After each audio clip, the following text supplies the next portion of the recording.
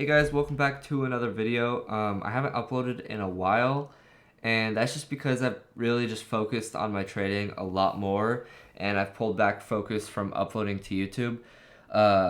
Pedal is to the metal right now in terms of how much work I'm doing to improve my trading, and everything really has clicked, or not everything, but a lot of things have clicked in October, and I'm really proud of this month.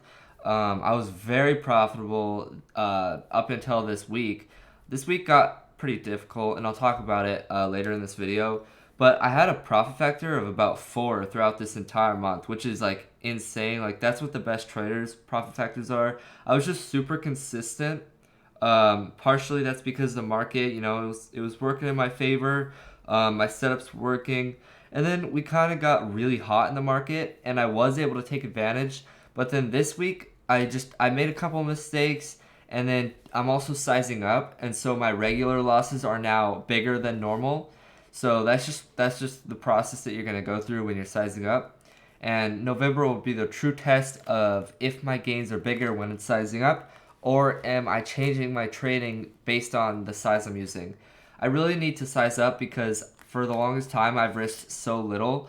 Literally, you can see the P&Ls: $7, $10, $2 gain, lost $9. I make a fine amount of money as an 18-year-old at my part-time job, and I have no expenses. So honestly, I can risk money, like probably like $30 a trade, like this one today. But I'll break it all down, and I'll talk about my plans for this next month and how I did this month. So starting with it, you guys can see my stats. I've never had this good of an equity curve ever, so that's one reason why I'm proud. This is gross. So this is not with locate fees or anything. This is with locate fees. So as you can see, pretty consistent uptrend even with fees. Yeah, this drawdown is a bit bigger than it is now just with the fees. But look at this. This is my entire trading career. I was trading OTCs, and then I traded listed here. This is when I switched to the listed markets. I had a nice little run, and then I switched setups, and it was downhill from there. But October, right here, this line right here, October, it's been a reversal, V-shaped reversal. Found a base, I'm really getting a lot better at my trading, and I'm working hard to just really fine tune everything and find how I want to trade. But yeah, this is my month, a lot more consistent than other months. I've been following the process, not overthinking things.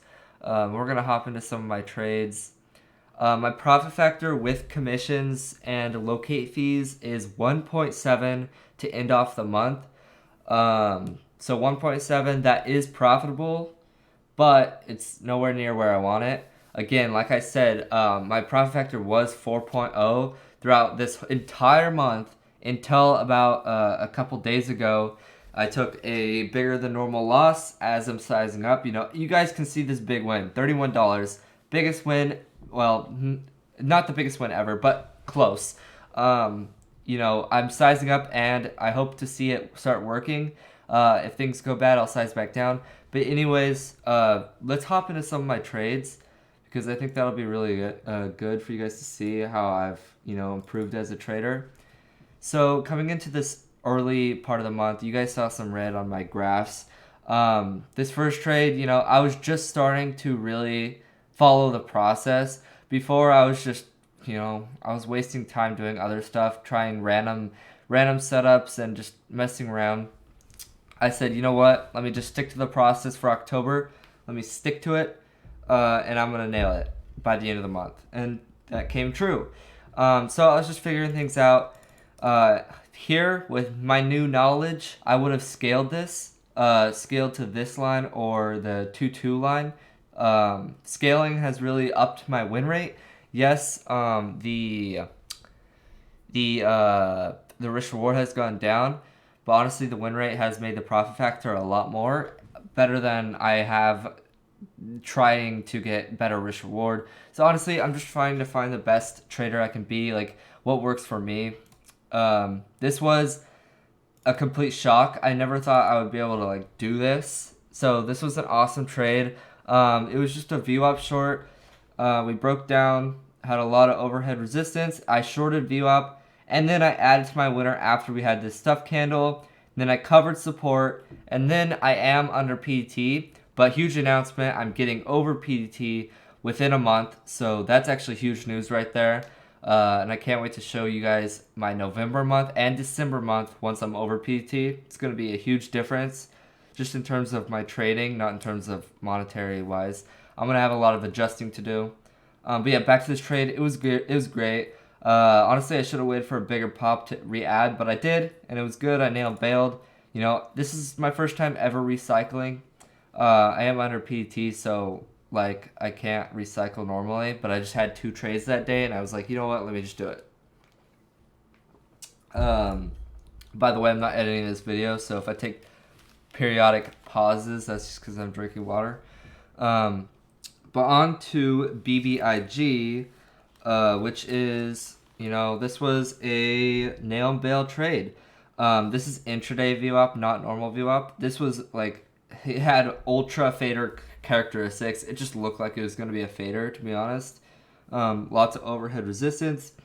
I waited for a pop. Honestly, I should have reshorted this resistance, but I kind of chased a little bit. And as you'll see, that is a bad habit of mine that is about to grow a lot. You're going to see me start to chase a lot, and that is not good. And I actually made a new rule as of yesterday that I am no longer allowed to chase whatsoever. That rule is going to be there for about 2 weeks until I can say, okay, I can try chasing again, but let me not make the same mistakes I made last time. So that was that trade. Nice nail and bail. CEI, this was a solid trade. This was on the dead cat bounce after it tanked after the huge run. So it was bouncing pre-market. I was being patient for the clear as day entry. That's a new phrase I just made yesterday, clear as day. I was like, you know what? I need to be patient for my setups. I need to be patient for when the setup is clear as day. That is going to work. And that I've seen this thing play out multiple times before. CEI is a clear example, you know, pre-market in this range. Big push, stuff. A lot of people attacked there. That would have been good. But I waited for even clearer as day. We broke under VWAP. Tank. I reshorted because look how much volume there is overhead. I was willing to scale all the way to 2.36, which is this resistance, and then stop out over high day. But it rejected, and I scaled out. Beautiful trade. At this moment, I was like, wow, okay, I'm getting better. So my motivation is building, confidence is building. And confidence in trading is literally everything. Confidence, you need a lot of confidence, and you need little fear. Very little fear. You need to have trust in yourself. You need to have confidence that you can execute. If you have fear, you're going to have worse entries and worse executions, less mental state, and etc. DATS, this was another dead cat bounce. This was a sympathy to CEI at the time. This was before it went on the repump. But this was, you know, pre-market. It was gapped up. And then I started shorting after it broke the green to red. I reshorted red to green.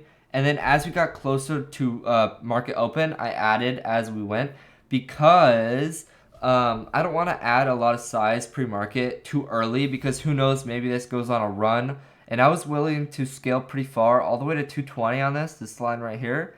I was willing to scale to 220 or 1220 and stop out over. So pre-market, I didn't want to size too big too early. And even here, I had plans. I was prepared for the stock to spike. And I was going to add even more and then cover on a tank. But it tanked right at the open. I covered really quickly. Hindsight, I should have been looking at this whole $11 mark. And I should have scaled out instead of one-shotting out. And then you'll see that I improved this later. So, you know, we'll see as we grow. This was an awesome trade. TARA. This was you could see my chasing habits starting to build. This sucks because I have a perfect plan on this. Okay, it was lower float, I believe. This is a clear setup. and I was playing for a view up reject, but I canceled my orders after we got all this volume right here. You see all that volume? And since we're low float, I'm like, oh shoot, this is gonna teleport right over view up. I'm gonna get stopped out. So I just canceled my order. And then look, it works. Look at that, it works. And then this is, well, yes, this is FOMO, but it's also a fat finger. So I didn't actually mean to chase that much, but I was gonna reshort a bounce all the way up to this resistance, stop out over, which is a good plan, but I did chase. It was kind of an accident, but I still chased. That doesn't fix the problem. And you'll see I chased in the future. We'll talk about that. And then I scaled out when I saw bids on level 2, so that's an indication of the bottom. Any was another trade.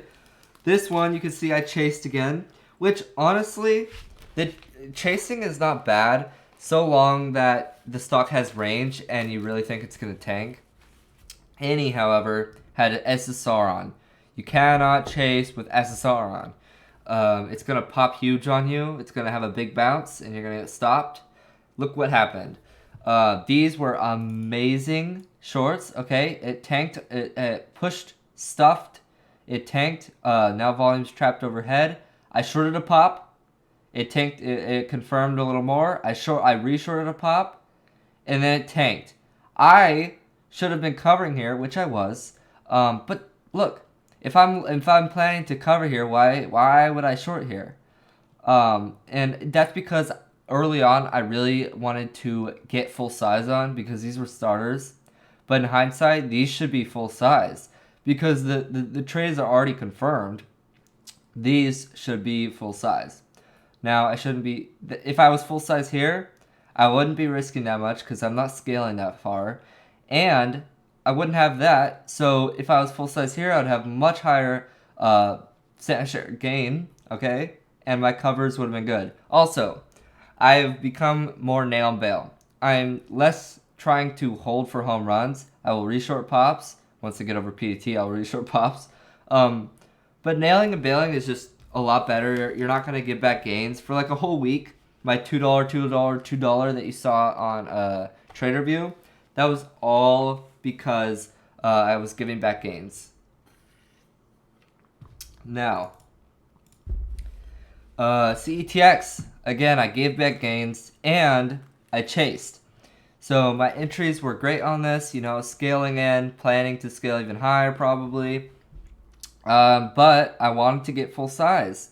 My ad in hindsight should have been like up here, but I slammed. I slammed as it broke, and I was like, that's not the way. Especially on this low price of a stock, we're in the sub ones. This is horrible. And I chased all the way down. And when you chase, you don't want to cover very soon because it looks like you're covering at right as soon as you shorted, which is the truth, honestly. But look, if I hadn't shorted these, it would have looked like a great trade, like a lot of range in between my short and cover. So it's kind of like a mental thing. So again, I covered like half here and then gave back the rest. And on these low price stocks, they're really like choppy like this. So that's one thing to keep in mind. Wow, this is the first scariest trade of my life. I was sized accordingly, so even if I had stopped out on this, it would have been like under $20 loss. But still, it was scary because this is the first time I kind of froze and I didn't have a complete plan. And after this trade, I put my foot down. I was like, no way, I'm not getting into this because too many traders I've heard too many horror stories. Basically, a bad habit of mine in this month has been trying to get on full size quickly. And FOMO. It's FOMO. Fear of not getting full size. So, fear of not getting full... It's like phone go. Whatever. But, yeah, I started chasing here. I started chasing after it rejected view up, which is fine. But that's not a confirmation. That's not a confirmation to add size on. And then I just kept scaling. Alex's plans on this trade were 550, 570. I should have just stuck to those outer line plans because, you know, I mean, it's just higher probability or whatever. It's not a horrible trade. A lot of people said I managed it well. I didn't freak out. Honestly, I didn't have a hard stop in, My hard stop was going to be 6 at worst case scenario. I told myself that. But then after we had this teleport candle pulled back, I was like, okay, I'm going to set my stop now at 576. This was just a poor trade. I have a lot of those this month, but it's actually very interesting that this is one of the first most profitable months for me, yet I had a lot of mistakes. So imagine if I can improve these mistakes, I'll be a lot more profitable in November. Now, here we go. One of the best trades of the month. Just solid trade. Always broken day one. I shorted VWAP. I had plans to scale all the way up here. Hindsight, and something I realize now, is that with the VWAP rejects, I should probably just get on full size right away. I could still have a wider risk, but getting full size right away is better a lot of the time, or at least 50% size. This was literally 10%, so 10%, 10%, 10%. When it confirms, add 30 or add 70%. I should have just gone 30 to 50% first bullet right there. And then I nail bailed. And look, it went against me after I nail bailed. Nail bail is the way. Same day, same time. I was trading twice at once. ADMP. This is a great trade because I had plans to scale all the way to high day on this. And I top ticked. I nail and bailed. But I gave back gains because I didn't nail bail enough. I wanted to hold on more size. But again, with these low price stocks, they're going to be like this. I've learned that. If we actually go to my stats, boom. Price volume. Okay, look at that. I have a similar amount of trades, but the most unprofitable is these cheaper stocks. So they're a lot more difficult. Same with Alex, same with James and MIC. Low price stocks are very difficult. What? I would say this is the best trade of October. It's the cleanest. I apologize. My throat is getting really... I'm losing my voice. It's hurting. But what? Best trade ever. I think I already uploaded the live trade on this. All these trades, most of these trades have like live trades on them on my channel, so I recommend you guys go watch those. You can learn a lot from live trades. I sure do. I love them. But I got a starter here at the first bullet, and then it kind of stopped wicked. I added another piece, and then I saw a huge sellage up on the tape, or the level 2, so I added my last bit, and boom, it tanked. And I had my 250 line out for nail and bail. I didn't give back any gains up here, just solid trade. Alex Tamiz, he reshorted this pop here. It was very clean, recovered the support. And I have, this is a live trade I have uploaded. It's so clean. I'm going to go rewatch this after this video. It's just the cleanest trade ever. Next, CEI. I love this trade as well. It's another dead cat bounce. We have a push in the morning, kind of hold view up here, and then stuff, and then confirm. And this is a trade where I don't feel bad chasing because the stock has a lot of range, and I'm kind of slamming after it confirmed. So it kind of stuffed on this bounce, so I slammed. We have a lot of range. And I was kind of shorting in this area where it looked like it was about to fail. And I was right. It failed. And then I slammed here because I really thought it was going to go lower. Alex had the exact same plans. Alex Tamiz, he shorted this 180 break. So that wasn't a bad chase. What was bad about this trade was that I covered right away. Because it didn't have much continuation, I kind of just covered. But I should have been more patient and stuck to these covers where they were solid, bottom ticks. I kept a piece on, and I had a wide stop on the rest, which is why this worked. This not nailing and bailing, I think Alex was swinging this all the way to 150. Just because it's a dead cat bounce, it's most likely going to go down. But yeah, this was awesome. I used level 2 and tape. I'm using it a lot more now, and I'm getting better. I'm watching it. As you can see, I was literally watching it before this video. I'm watching it all day, every day, and it's helping a lot, to be honest. So that was that trade. Next, we have NTXP. As you can see, I'm chasing again. This is a beautiful scale, all within plan. 292, my last scale. Um, then I wanted to force full size, which is the bad thing. Um, as you can see, this could have easily bounced and I could have got stopped out if it reclaimed. I should have waited for a better bounce to add on, maybe like up here to view up. But my covers were beautiful on this. My covers were beautiful. Nail and bail, it's clean. And then reshort that pop if you'd like. I think my friend Sam reshorted that pop and covered the support. It's very clean. Solid trade if I didn't have that ad. I don't like that ad. CRTD. Now this is it looks small, looks like a small trade, but this was a huge trade. This was the day that everything was absolutely crazy in the market. DWAC was going on its insane run, parabolic. This was like the last day DWAC ran in the morning and then had the halt fest. As you can see, CRTD also had a halt fest. This was a broken day one, okay? Where I would honestly want to scale outer lines. But since this day was so crazy, I decided to just wait.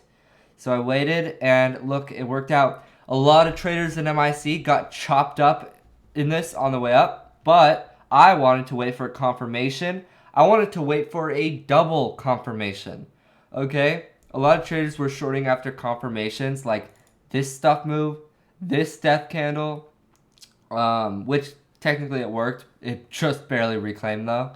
But I waited for double confirmation. Okay, lower highs, and it broke this clean trend line. Okay, and I reshorted all this volume over trapped overhead, and then I had to leave for school, so I couldn't like be patient on this. Next time I'll be patient on it if I don't have school. But I reshorted this pop. I top ticked it, and I nailed bailed. And also I got on bigger size just because I was super patient for this, and this was my time to shine. And I attacked, and it was beautiful. Amazing trade. My friend Sam also nailed it. He doesn't have to go to school, so he played it a lot better by scaling out on these dips, which was awesome. But yeah, solid trade. I think I have that one on live too. If I haven't uploaded it yet, then I will. I'm gonna get through all my uploads. I still have like probably 5 more to upload, so stay tuned for those. Turn on post notifications. Now, this was Fun's second day. I think it was the day after everything went crazy. So, take a sip of water. So this one had a halt fest down. A lot of people trapped overhead. I really wanted to short this bounce back to 10 after we had all this, but I just didn't, because honestly in the moment I was like, shoot, this could do whatever it wants. It could go all the way back, it could go all the way down. I have no idea. I should have shorted because a lot of traders did and they nailed it. But honestly, I had lack of experience here and I didn't know what to do, so I didn't do anything. What I did was I shorted the green to red break, and this was a solid trade. We had lower highs, we were really weak, and then boom, I didn't get trapped here. I waited for the confirmation, it broke, I slammed, and then I covered. Right as I covered, it halted. I was like, yahoo, yoo-hoo, halt down. But they, the manipulators, they halted it, they dumped it to SSR, and then they bounced it. And that's fine by me, honestly, because this thing is probably going to go down. And a bigger bounce to get in on, honestly. More range for me. That's my mindset. So I covered out of that position. I had 2 trades today on my PT account. Now I reshorted. I scaled in. Beautiful. This chase, I'd say, is acceptable. This chase, not acceptable. Okay? Honestly, actually, I take that back. This is acceptable because I'm playing this big picture. I expect it to just tank and, go down pretty quickly. I did not think this was going to hold all day. And I don't know if you guys know Kyle Williams, the trader. He had the exact same trade as me, which is kind of crazy. I don't know if I still have that picture that I made that shows it. Let me find it really quickly, guys, because I think it's kind of crazy and I kind of want to show you. But I had the exact same trade as Kyle Williams on this. And you know, you guys probably know him. He's pretty popular. Boom. So this was my trade. This was his trade. He did not scale in where I did, but he also shorted the green to red break, covered, and then also covered out of the unhalt. He slammed back when it rebroke green to red, just like I did. He also used 2 bullets. I used 2 bullets, and then he slammed again right where I did, and then he had the exact same covers that I did. It's when I saw this, I was like, wow, what the heck? And that day, I was kind of overthinking, like, did I play this wrong? But no, I didn't. Like, this confirmed that, you know, what I did was fine because I expected it to tank. I expected it to tank on the day. You know, it was going to continue lower, but, you know, they trapped it back up. Very manipulated and just held up. And then they released a PR, and it kind of just set off the fade. And Alex was in this all day, and it worked out for him. I guess I could have had a higher stop, but that's hindsight. I mean, I'm not mad with how I played it, honestly. Moving on to the next day. Beautiful, beautiful trade. I was planning to scale even higher, and we tank out the open, and I cover on this massive tank. Right when I cover, I find out there was an offering.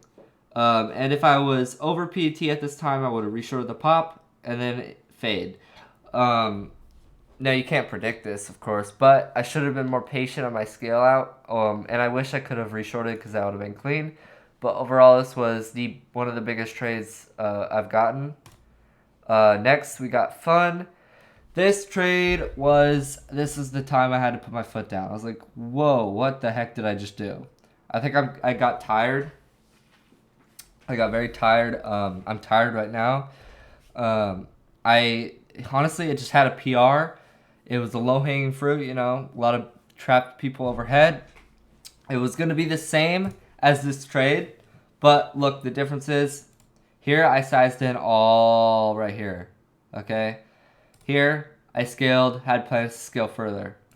So I got too happy with the adding. I slammed, and I just thought it was going to tank. My brain was fogged that day. I don't even know what I was thinking. And then I got super emotional. I covered on the dips, and and then my original plans worked. Because here, the first bullet, I had plans for the first bullet here, second bullet here, third bullet at 6, stop out right over 6. It worked perfectly. And then I got to watch a lot of my friends nail the 550 short, which was clear as day. It was a clear as day setup. I would have been in there if I was chopped up here.